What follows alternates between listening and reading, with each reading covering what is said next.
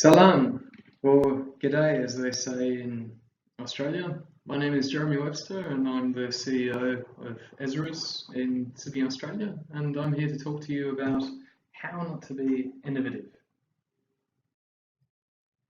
So first I'm going to talk to you about what exactly innovation is, and then how you can make sure that you're not innovative.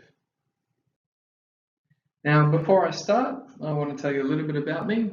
I have over 10 years in startup and new product development. I have honours in law and first class honours in commerce marketing. I completed my thesis in the area of innovation. I've also published in the area of innovation and received scholarships in this area. So, what is an innovation? You probably hear the term innovation every single day. Did you know that the majority of Fortune 500 companies all have the word innovation in either their strategies or company documents? Companies, countries, products, everyone talks about innovation. But what exactly is innovation? Well, the first thing to keep in mind is innovation isn't about crazy scientists coming up with crazy ideas. Innovation can be in any particular form. And a big part of what an innovation is that it is something that is new. Now, how do you know whether something is new? Well, the answer is always relative to a community or a reference point. I'll give you an example. Let's say you belonged to a tribe in the Amazon, and all you did every single day was collect firewood and eat berries. And then, unbeknownst to you, in the rest of the world, a helicopter exists and a helicopter lands in front of you. Well, the first thing is you'd be quite amazed, right? The second thing is, from point of view of your community, the helicopter would be an innovation. It's never existed before in your community, and it brings significant advantage. This makes it an innovation. So an innovation is always relative to a community. So the way that you measure if something is new, which is an important part of how to determine if something is an innovation, is has it never existed or been applied in the world, in an industry, in a community, in a company, in a product, or in a project? The other important thing to determine if something is an innovation is, has it brought a significant benefit to the world, an industry, a community, a company, a product, or a project? As you can see,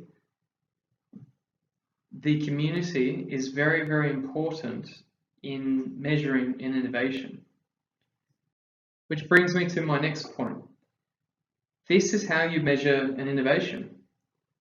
Is it something that has had a huge impact on the world and has never existed in the entire world?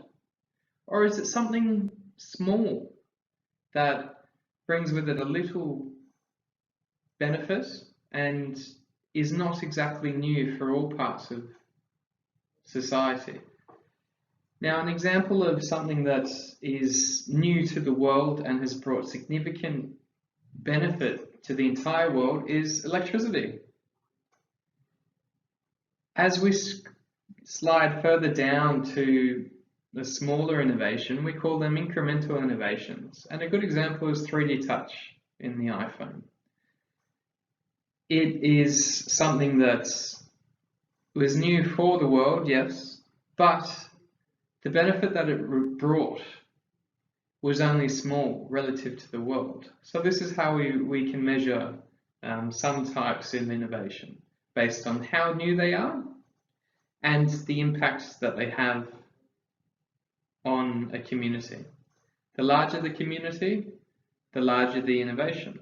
The smaller the community, the smaller the innovation. Now, disruptive innovation was coined by Clayton Christensen, who was a professor of Harvard Business School, and they wrote a great book called The Innovator's Dilemma, which I highly recommend.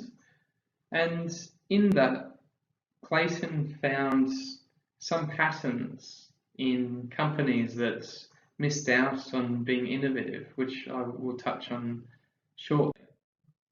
Now, for the coders in the audience, if we were to describe what an innovation is, you can think of it this way. You have two variables, which is that the thing is new and also that it's brought some sort of significant benefit. Ultimately, innovation is about the successful implementation of creative ideas. You can think of it like an invention that has been successfully implemented. If you have a very new idea, it doesn't make it an innovation. You can have the greatest idea in the world, but if you haven't implemented it successfully and it hasn't brought a significant benefit to all of society, or at least a company or a neighborhood, it's not an innovation. It's only an idea. It's often said that an innovation is 90% implementation and 10% idea. Now, something very important to keep in mind with innovations is that in all of the studies on innovation, it's been found that you don't actually need to be a genius to come up with an innovation. Early research into innovation focused on the people. It was always believed that people who came up with innovations were crazy. They would go and live in a cave and come up with these crazy ideas, and that's how innovation was born. And you can think of Thomas Edison inventing the light bulb by himself in a bedroom. Further research has disproven that to some point. A lot of the research is focused on a company and how does a company be innovative.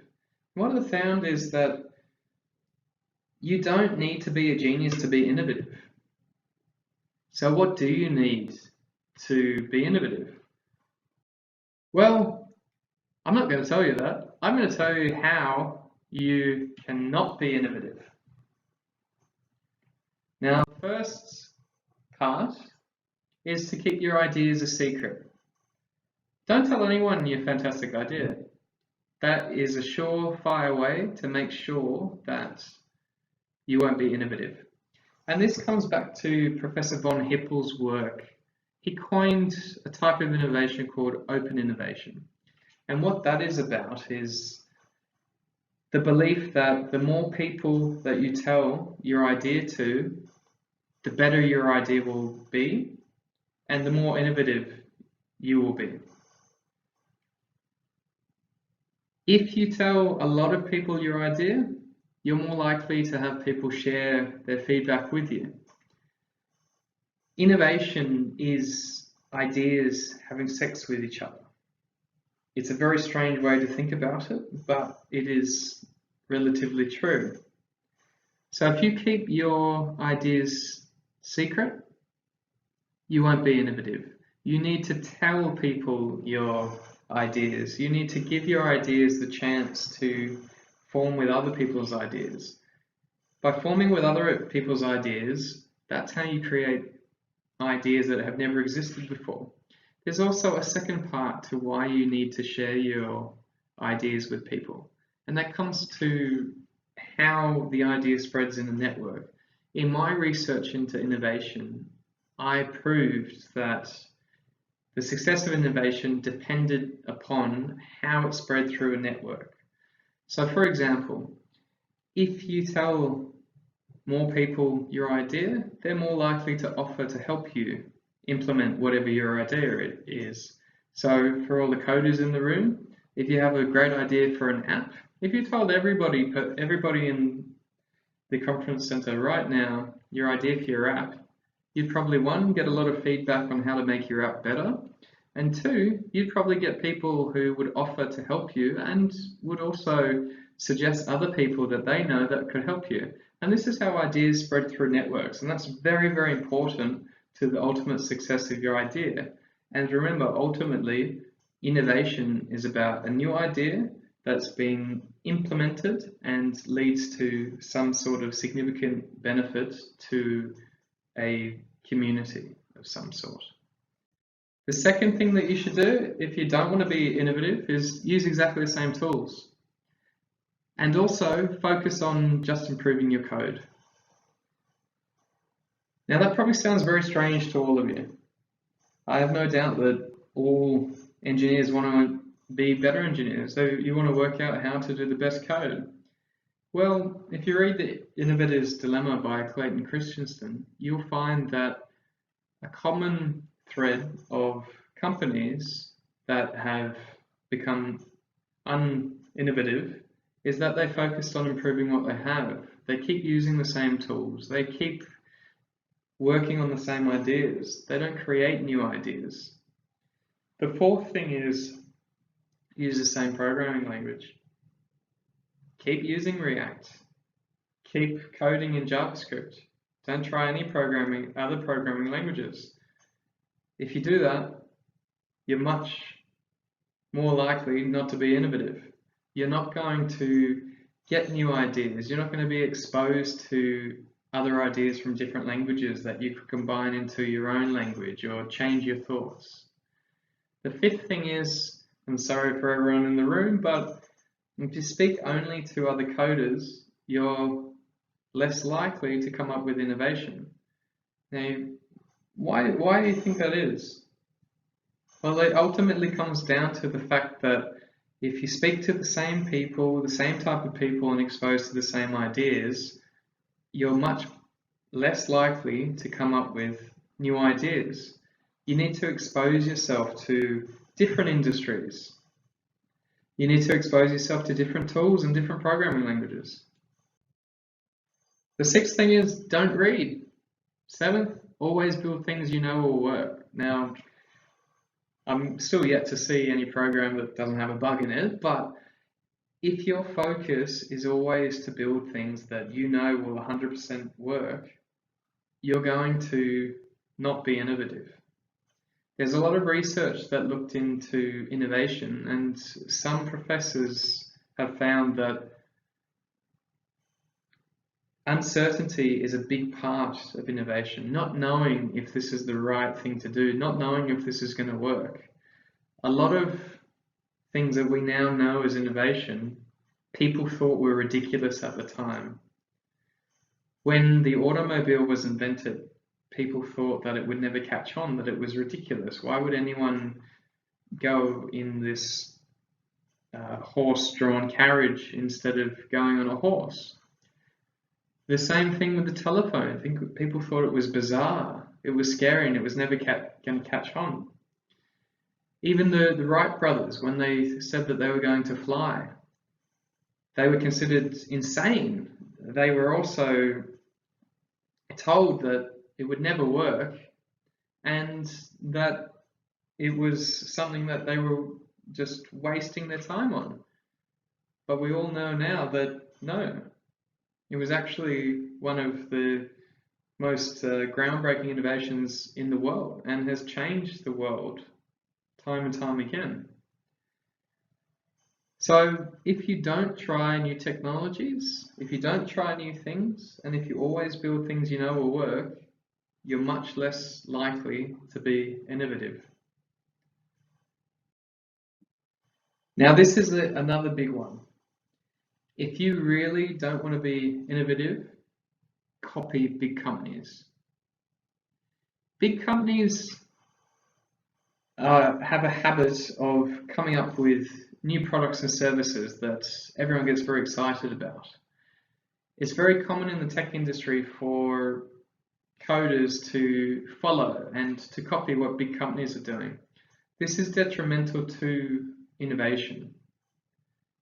Innovation is not about copying another person's idea and doing it better. Innovation is about coming up with a new idea, something that has never existed before, and implementing it successfully so that it benefits either a small part of the community or the entire world. So if you copy big companies in everything that you do, you're never going to be innovative. Now, another big part of innovation, and this comes back to the fact that innovation requires uncertainty, is if you are scared of failing, you're much less likely to come up with an innovation. There's a lot of research into innovation, especially through the 80s and 90s, and what they found is innovation, the way that you come up with innovations is a combination of chaos and trial and error. And that all comes back to that uncertainty. New ideas are new, and by virtue of being completely new, you have no way of telling if they're going to work.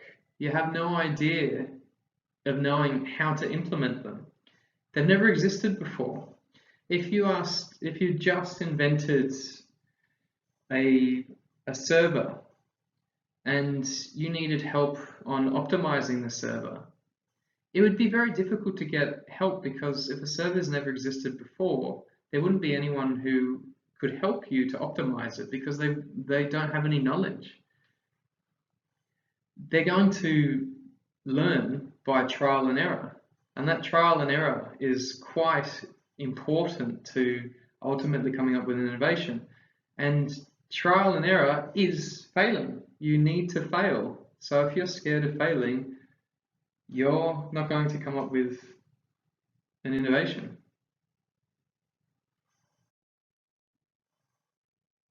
Thank you very much for your time.